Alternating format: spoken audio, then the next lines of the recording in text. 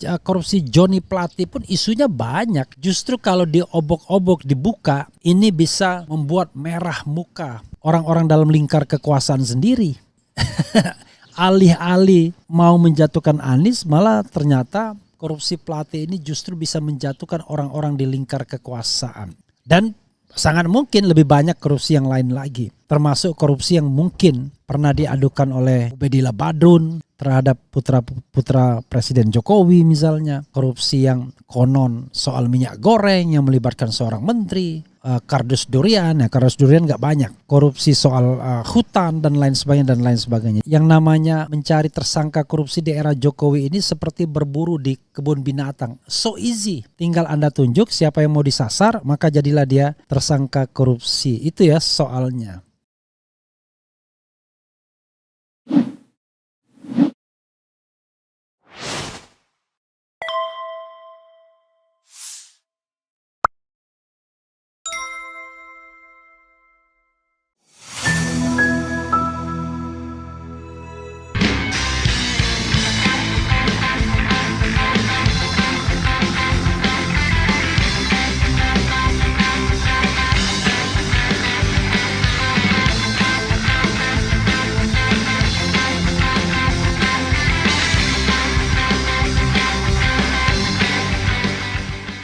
Assalamualaikum warahmatullahi wabarakatuh.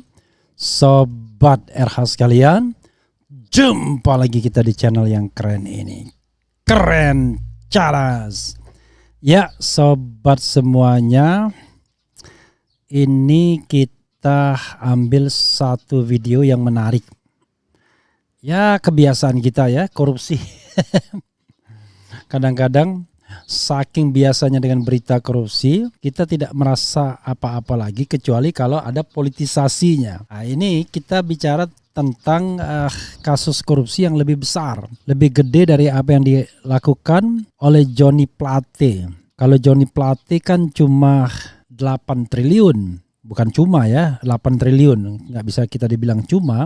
Tapi ini 4,47,1 triliun, luar biasa kan? Memang ada yang lebih dahsyat lagi yaitu 349 triliun, tetapi kita tidak tahu apakah itu korupsi atau bukan. Nah ini ada beberapa berita. Jampitsus menyebut Bea Cukai, Kemenq dan PT Antam terlibat korupsi komoditas emas. Coba bayangkan. Kasus emas yang melibatkan Bea Cukai dan PT Antam merugikan negara 47,1 triliun. Yang menulis Republika.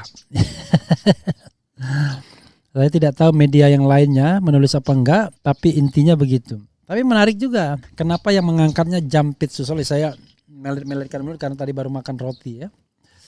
Oke, coba kita bacakan ya. Komentarnya nanti kita akan bacakan juga. Dan juga terus diisi polling kita ya soal kepercayaan terhadap survei. Oke, coba kita bacakan sobat daerah sekalian. Republika.co.id Jakarta, Kejagung mulai melakukan pemeriksaan saksi dalam penyidikan dugaan korupsi pengelolaan komoditas emas. Tim Jampitsus ya, Jaksa Agung Muda Tindak Pidana Khusus memeriksa 1 pihak swasta dan 3 pejabat Dirjen Bea Cukai Kemenq. Kepala Pusat Penanganan dan Hukum Kapuspenkum Kejagung, Ketut Sumedana mengatakan 4 yang diperiksa itu berinisial HW, MAD, FI, dan EDN. Mereka diperiksa sebagai saksi terkait penyidikan perkara dugaan tindak pidana korupsi pada pengelolaan kegiatan usaha komoditas emas periode 2010-2022. 12 tahun, luar biasa. Ketut tak menerangkan nama lengkap dari inisial para saksi terperiksa. Namun saksi HW diperiksa perannya selaku karyawan di PT Indah Golden Signature. PT IGS adalah badan usaha swasta importir emas batangan yang berdomisili di Genteng, Kota Surabaya, Jawa Timur. Perusahaan tersebut adalah salah satu dari 2 perusahaan yang digeledah oleh tim penyidik Jampitsus pekan lalu pada saat awal-awal peningkatan kasus tersebut ke penyidikan. Sedangkan saksi MAD dan FI diperiksa selaku pegawai negeri sipil Ditjen Bea Cukai Kemenq. Terakhir saksi EDN diperiksa selaku kepala seksi penyidikan dan barang hasil penyidikan Ditjen Bea Cukai Kemenq. Korupsi di bidang pengelolaan komoditas emas dalam penyelidikan Jampitsus Kejagung sejak 2021. Penyidik Jampitsus pada Oktober 2021 pernah menyampaikan dugaan korupsi terkait komoditas emas tersebut ditaksis merugikan negara 47,1 triliun. Penyelidikan kasus tersebut naik ke level penyidikan pada 10 Mei 2023 lewat penerbitan Sprindik. Jampitsus Febri Adriansa menerangkan penyidikan dugaan korupsi pengelolaan komoditas usaha emas ada kaitannya dengan dugaan peran Bea Cukai dan PT Aneka Tambang Antam. Itu penyelenggara negaranya, ujar Febri di kantornya Jumat lalu. Belakangan terkait korupsi komoditas emas ini, Menko Polhukam Mahfud MD pernah mengungkapkan adanya transaksi mencurigakan 189 triliun yang diduga terkait dengan tindak pidana menyangkut emas batangan. Ya, sobat era sekalian, memang Mahfud MD menyampaikan itu ya, ada 349 triliun, ada 189 triliun yang terkait dengan emas batangan. Oke, sekali lagi ini angka yang jauh lebih besar dibandingkan Johnny Plate. Apakah tidak penting Johnny Plate? Penting. Saya mengatakan korupsi is korupsi, corruption is corruption. Jadi kalau sudah korupsi ya korupsi saja. Kita tidak membela, apalagi kalau seandainya pelakunya ini memang punya watak, bahkan sebelum menjadi pejabat pun sudah biasa kong kali kong misalnya. Atau ketika ada jabatan kesempatan itu datang, itu kita serahkan saja pada proses hukumnya. Tetapi sekali lagi bahwa jangan sampai kemudian korupsi yang jauh lebih kecil itu dijadikan alat pukul untuk kandidasi capres. Sementara korupsi yang gedenya seperti ini malah ya tarik ulur begitu saja. Apalagi misalnya tadi kan transaksinya 189 triliun dugaannya, tiba-tiba yang bisa diikuti cuma 47,1 triliun. Berarti kan gapnya banyak sekali. Tentu kita harus tanyakan apakah prosesnya sudah genuine atau tidak, terutama dalam menaksir kerugian negara misalnya. Tapi apapun itu 47,1 triliun ya jauh berlipat-lipat.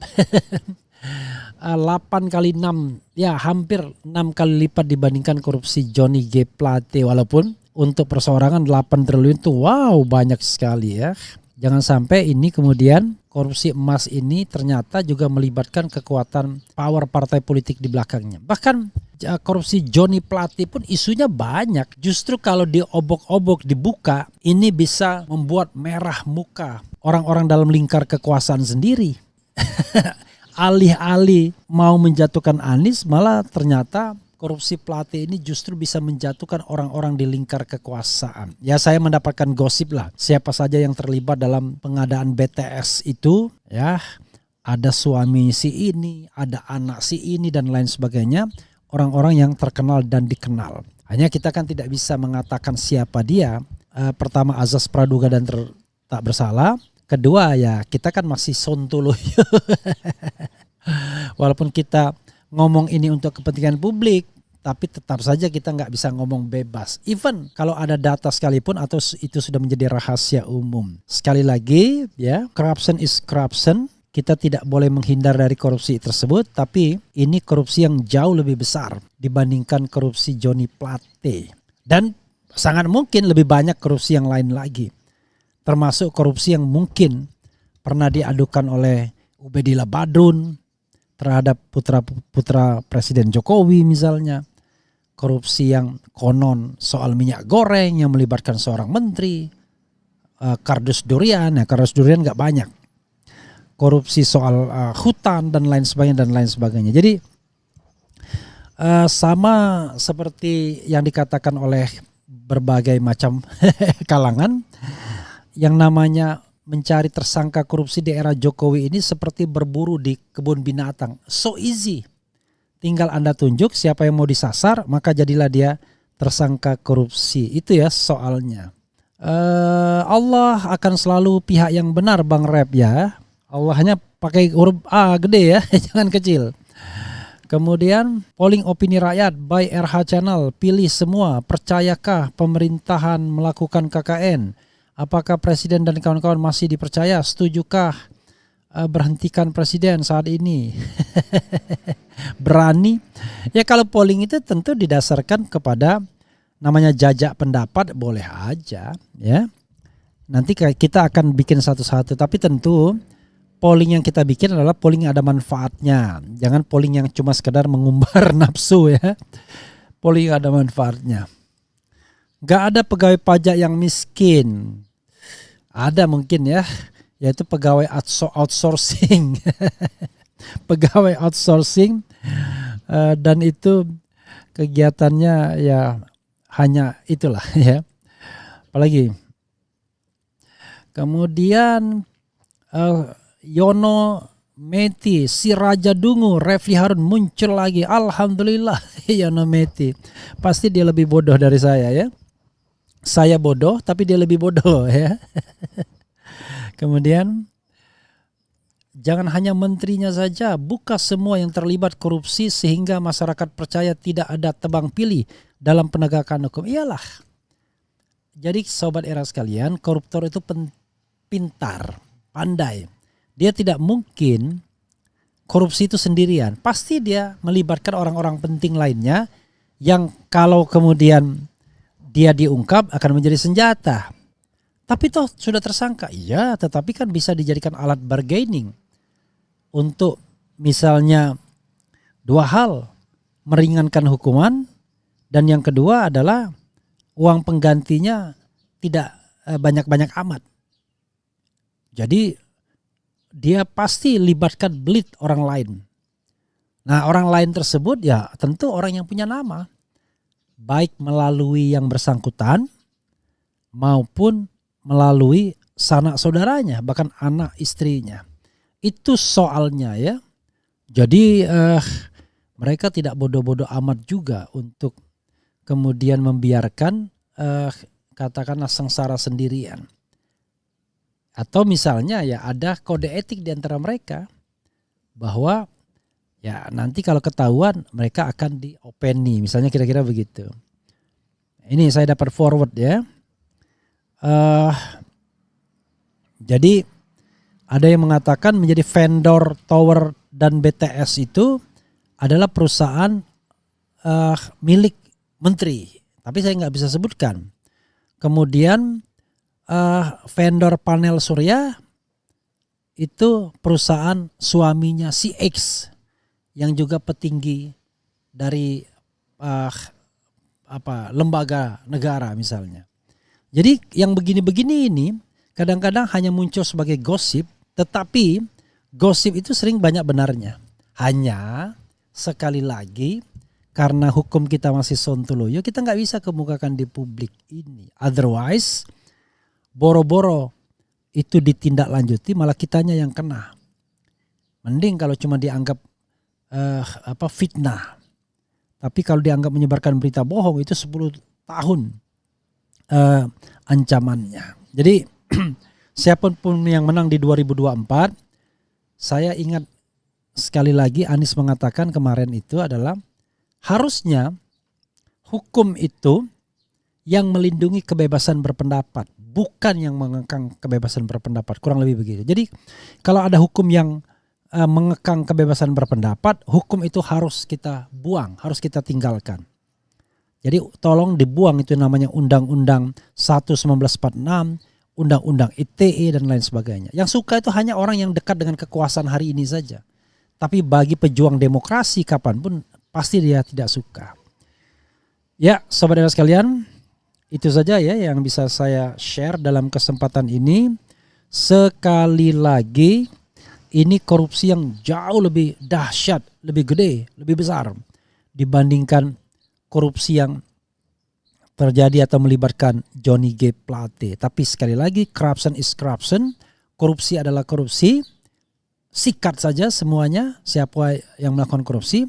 Tapi jangan nyikat orang yang tidak bersalah, apalagi korupsi ditujukan untuk memperburuk, untuk mendelegitimasi salah seorang calon presiden yang sama sekali tidak terlibat apa-apa. Wassalamualaikum warahmatullahi wabarakatuh. Cia.